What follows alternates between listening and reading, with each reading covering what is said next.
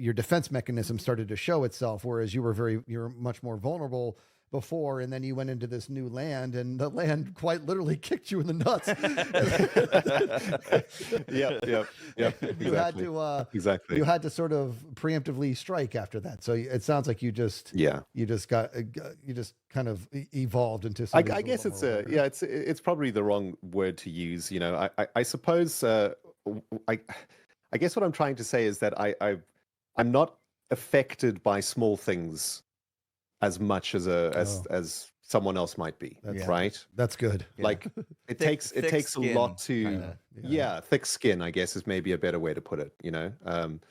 It certainly takes a lot to really get to me or impact me, and I think that's probably why I mean, it's always a bit awkward to hear all these things. You care so much about other people and stuff, because I think that it is just a natural response to me just being on my own so much.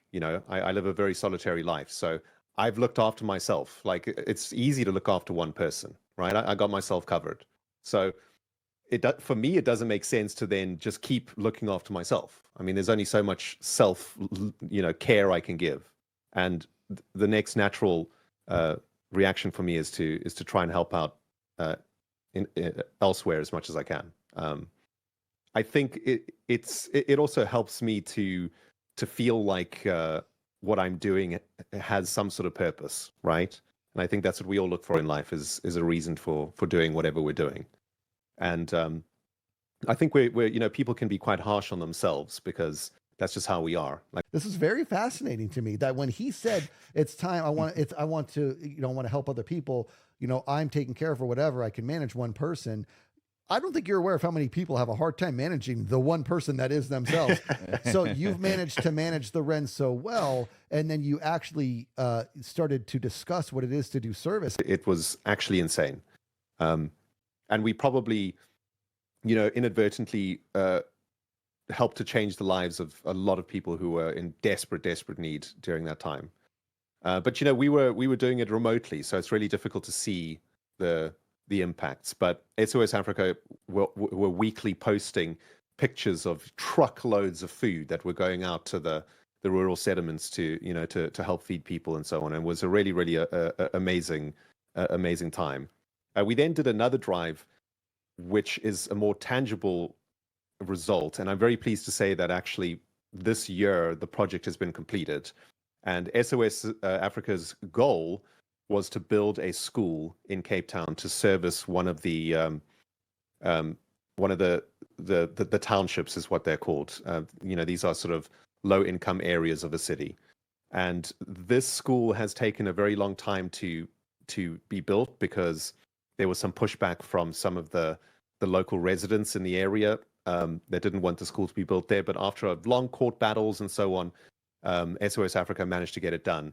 And I think the school is opening this year, and I might even be able to see it in April, because I'm going to South Africa for my dad's birthday.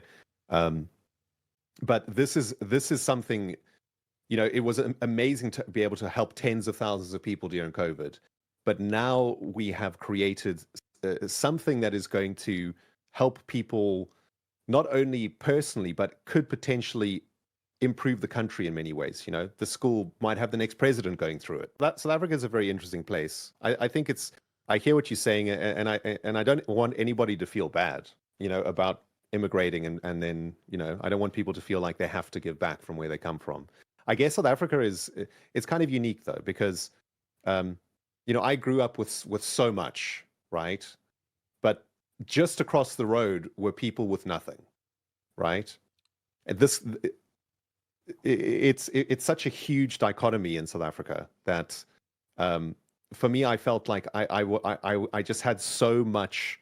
I had such a privileged upbringing that I was compelled to try, to make sure that I gave back. It was one of the things that I promised myself when I got on the plane. I was like, I will give back in some way, just because I was so lucky. I had so much, unbelievable amounts compared to your average South Africans. Love and belonging. My role in the love and belonging is being a father, a husband, a provider. It's that is my everything. And I'm so deathly afraid of one day not being able to provide that I'm just, I can't jump in. I haven't jumped in the river. I just can't do it. Maybe I will, but I'm just right now. I'm so like, this is making me realize exactly what I'm doing, and the turmoil I feel is because I'm trying to have a foot on the sideline and a foot in the river.